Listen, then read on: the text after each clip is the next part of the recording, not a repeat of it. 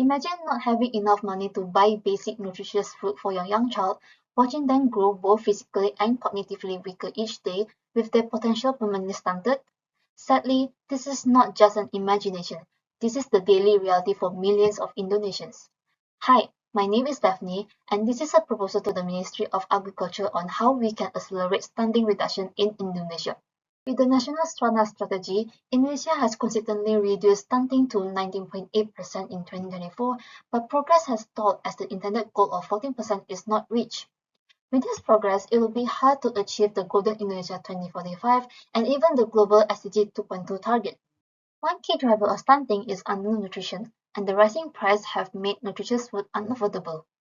Indonesia ranks the highest in food unaffordability among upper middle income countries in Southeast Asia.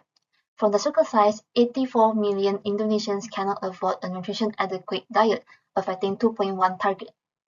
Consequently, Indonesia spends 33.5% on food, and based on this metric, many Indonesians experience food stress.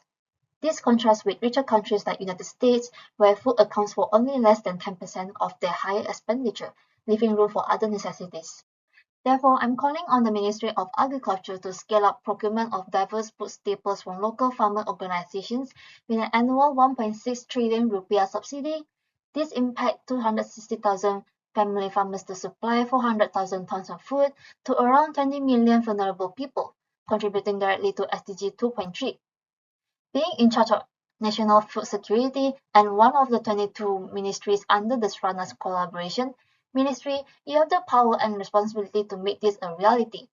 These numbers are not hypothetical. It's derived from Brazil's successful Food Acquisition Program or PAA that has improved local economies and nutritional access. Also, children in rural areas face significantly higher stunting rate. Hence, determined by the color gradient, the procurement rollout should prioritize firstly in rural areas in provinces with stunting rate above the national rate with the red pin, followed by the moderate to high provinces in blue and the remaining provinces in green. However, we understand the concern that procurement may not provide enough nutritional diversity to combat stunting as cheaper crops are preferred. In fact, the recent MBG program reflects that, where some of the menus are inconsistent, rely on processed food, and lack the nutritional balance. But Indonesia has one unique advantage that has been underused. With 900 edible plants documented, the call to action leverages on this biodiversity in addressing food insecurity. In fact, high stunting rates in dark blue also have rich native edible plants documented. Food is nutrition, and nutrition is health and Indonesia's future. You, Ministry of Agriculture, can be the catalyst that prevents millions of children from having their futures permanently stunted. Thank you.